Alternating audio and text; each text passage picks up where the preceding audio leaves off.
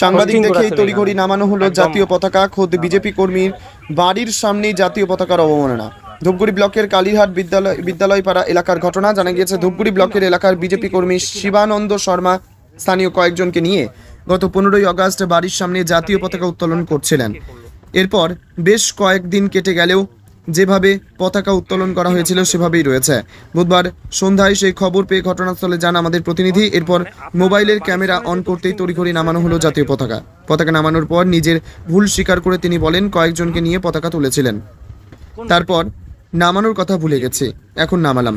এদিকে শিবানন্দ শর্মার ছেলে একটি বেসরকারি স্কুলের শিক্ষক। তিনি বলেন, বাবা পতাকা তুলেছিলেন, বয়স হয়েছে তাই হয়তো নামানোর কথা ভুলে গেছিলেন। আমি এখানে থাকি না, তবে এটা ঠিক, জাতীয় পতাকার অবমাননা করা ঠিক নয়। বর্তমানে বাবা কোনো রাজনৈতিক দলের সাথে যুক্ত নয়, যদিও এ বিষয়ে কটাক্ষ করতে ছাড়েনি তৃণমূল কংগ্রেস। আপনি তো এইভাবে রাখতে পারেন না, কারণ ভারতীয় পতাকা। ধূপগুড়িতে এক বিজেপি নেতার বাড়ির সামনে 15ই আগস্ট স্বাধীনতা দিবস উপলক্ষে যে পতাকা উত্তোলন হয়েছিল, আজকে 20 তারিখ, এখনও পতাকাটি খুলেননি। এই বিষয় নিয়ে আপনি কি বলবেন? দেখুন, আমি এই বিষয়ে এই কথাটাই বলতে চাই, কারণ ভারতবর্ষের প্রত্যেকটা মানুষই জানে যে ভারতবর্ষের স্বাধীনতা আন্দোলনে এই বিজেপি দল তারা ব্রিটিশদের হাতকে শক্ত করেছিল। তারা স্বাধীনতা সংগ্রামীদের বিরুদ্ধে ছিল এবং তাদের যারা নেতাকর্মী, তাদের যে আচরণ, তাদের যে চিন্তাধারা, কারণ এই জাতীয় পতাকা আজকে অবমাননা করা হচ্ছে, এখান থেকেই তার প্রমাণ পাওয়া যায়।